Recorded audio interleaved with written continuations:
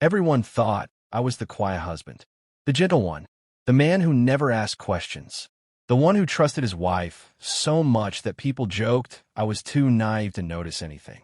And maybe they were right, because for years, I believed my marriage was solid, until the day my kids and I opened a hotel door in Seattle, and the truth stepped out wrapped in nothing but a white towel. That if you've ever trusted someone with your whole life, if you've ever believed your family was unbreakable, then stay with me for this story. And if stories about real marriages, real betrayals, and real strength resonate with you, hit like, subscribe, and share your thoughts and comments. Because some stories aren't just told, they're survived. My name is Mark Harrison. I'm 54 years old, and for most of my life, I believed strength looked like consistency. Not loud arguments, not dramatic gestures, just showing up. Every day. For 19 years, that's what I did. I showed up for my wife, Rachel, and I showed up for our kids. Our son, Jacob, is 15 now, tall enough to look me in the eye when we talk. Our daughter, Chloe, is 9. She still leaves little drawings under my coffee mug before school. Sunflowers, stick figure families, little hearts. Our life wasn't glamorous, but it was steady.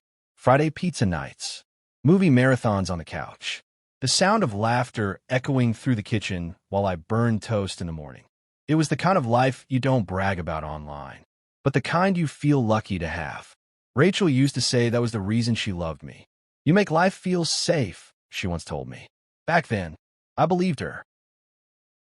Rachel worked in corporate training, which meant business trips. Lots of them. Hotels, conference rooms, airports. Usually she called the kids every night. Just quick check-ins. Did Jacob finish homework? Did Chloe brush her teeth? But the week everything changed. Something was different. She was in Seattle, 3 days, and her messages felt distant. Short replies, delayed responses. One missed call at 1:14 in the morning she never mentioned again. At first, I brushed it off. Work conferences can be exhausting. Long hours, networking dinners. But something in my chest kept whispering, something's wrong. I ignored it, because when you love someone long enough, your brain becomes very good at explaining away the things your heart doesn't want to see. Wednesday morning. Sunlight spilled across the kitchen tiles. Chloe sat at the counter humming while she tapped her spoon against a cereal bowl. Jacob stood half asleep, searching for matching socks. And suddenly the idea hit me. So suddenly that I said it out loud. What if we surprise Mom? Chloe's eyes lit up instantly. Really? Jacob looked up, pretending not to care. Yeah, that'd be cool. Teenage language for yes. Within hours, I had taken Friday off work. Booked 3 plane tickets. Reserved a bouquet at a florist near her hotel. Chloe picked sunflowers. Because they look like they cheer for you, she said. I texted Rachel that evening. Just a simple message. Hope Seattle's treating you well. Kids miss you. She didn't respond. Not that night. Not the next morning. Still, I told myself she was busy. People get overwhelmed. But that whisper inside me was getting louder. Friday came fast. At the airport, Chloe clutched her stuffed rabbit. Jacob double-checked our gate number like a tiny travel manager. I watched my kids and told myself this was going to be a great surprise. Good husbands do thoughtful things, right? But when Rachel's phone kept going straight to voicemail, something inside me tightened. Still, I smiled for the kids, because fathers don't let their worries ruin their children's excitement. The Seattle air was cold and sharp. We picked up the flowers, drove to the downtown Marriott. The lobby looked like something out of a movie. Polished marble, soft lighting, guests dragging expensive luggage across spotless floors. Wait here, I told the kids, pointing to a pair of navy couches near a fountain. Let me get Mom's room number. I walked to the front desk, gave the receptionist Rachel's name. She typed, paused, then said carefully, Mrs. Harrison is in room 1042. Her voice had a hesitation. Would you like me to call up for you? Sure, I said. The phone rang, and rang, and rang. She might be in the shower, I said quickly. The receptionist smiled politely, but something in her expression told me she was thinking something else. Could I get a key? I asked. My kids want to surprise her. Another pause. Then she printed the card. The hallway on the 10th floor was quiet. carpeted in soft patterns meant to calm travelers. Chloe skipped every few tiles. Jacob walked behind us, trying to look cool. My hand tightened around the bouquet. Room 1042. I swiped the card. The door clicked open. The room was dim. Too dim. Rachel's blazer lay tossed across a chair. Shoes abandoned near the desk. Suitcase half open. Clothes spilling out. And then I saw something that didn't belong to her. A man's navy shirt. Black dress shoes. A bottle of cologne beside her makeup bag. The bouquet crinkled in my grip. My chest felt hollow.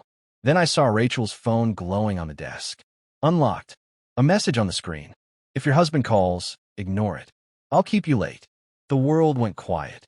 A different kind of quiet. The kind that changes a man. I didn't shout. Didn't throw the phone. I just placed it back on the desk. Because the damage had already been done. Then I heard laughter in the hallway. A door latch clicked. The door swung open.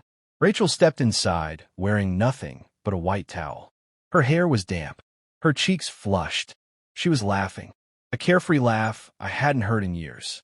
And behind her, a man, also in a towel. For a moment, Rachel didn't see me. Then she did. Her smile vanished. Mark, the man froze. Rachel clutched the towel tighter. Why didn't you call first? She snapped. That was the first thing she said. Not sorry. Now what are you doing here?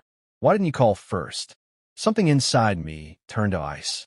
I lifted the bouquet slowly. Then I spoke. The quietest sentence I've ever said.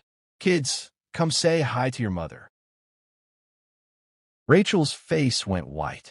Mark, no. Please. But it was too late. Jacob stepped into the room first. He saw the man. And something changed in his expression. Something older than 15. Then Chloe walked in holding her glitter-covered card. Mommy, surprise. She held out the flowers. I picked these for you. Rachel's hands trembled. She didn't reach for them, so I placed them in her hands. You might want to hide your phone, I said quietly. Your children can read. The man started talking. Look, I didn't know she... I raised my hand without looking at him. He stopped. Kids, I said calmly. Grab your things. Rachel retreated into the bathroom. The man stood there like a ghost who realized he wasn't supposed to exist. We walked down the hallway, toward the elevator. When the elevator doors opened in the lobby, we walked straight into Rachel's parents. They were smiling, suitcases in hand. They had come to surprise her too. Her father looked at us, then at Rachel stepping out of the second elevator behind us, then at the man following her. Silence filled the lobby. Finally, her father spoke. Quiet, controlled. Rachel, is that the man worth throwing your family away for? Her mother covered her mouth. Rachel closed her eyes. I placed a hand on Jacob's shoulder, picked Chloe up, and said 3 words. We're going home. Outside, the air felt clean, cold, honest. Chloe wrapped her arms around my neck. Jacob walked beside me with fists in his pockets. No one spoke. Halfway to the airport, Jacob finally asked, Dad, are we going home? Yes.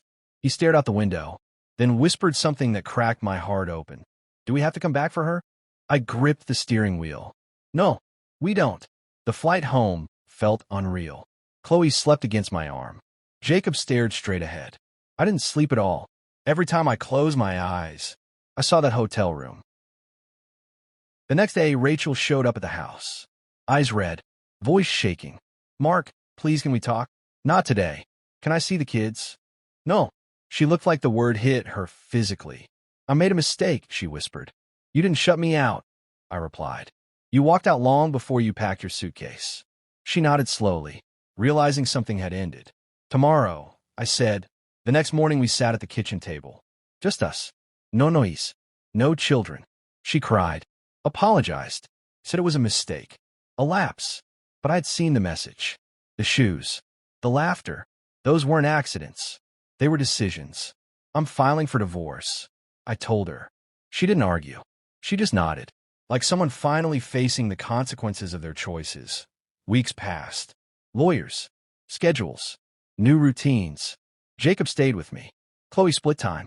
But slowly, the house started feeling warm again. One night, Chloe climbed into my lap. Daddy, is Mommy still in trouble?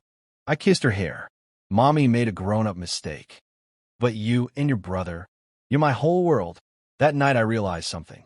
Silence isn't weakness. Sometimes silence is strength. Sometimes the strongest thing a man can do is walk away from the life that's breaking him and build a new one for the people who still need him. My kids, my future, my peace. And for the first time in years, I finally understood something. Strength isn't about holding on forever. Sometimes it's about knowing when to let go. If this story resonated with you, tell me in the comments. What would you have done in this situation? And if you want more powerful, real-life husband-wife transformation stories like this one, don't forget to like, subscribe, and turn on notifications. Because sometimes the quietest stories leave the loudest impact.